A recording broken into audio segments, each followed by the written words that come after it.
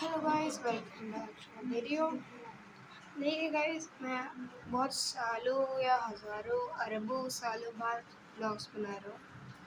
इसलिए कोई ब्लॉग नहीं है, मैं आपको अपना रीज़न बताने मैं आपको सिर्फ अपना रीज़न बताने वाला मैं क्यों इतने समय से ये ब्लॉग नहीं बना रहा हूँ। चलिए बता देता हूँ क्योंकि मैं ब्लॉग नहीं बना रहा हूँ, क्योंकि इससे मेरा टाइम नहीं मिल रहा है ब्लॉग बनाने का, और आप लोग लाइक नहीं करते और सब्सक्राइब भी नहीं करते। अगर आप लाइक और सब्सक्राइब करेंगे तो रोज़ मेरे ब्लॉग्स आएंगे।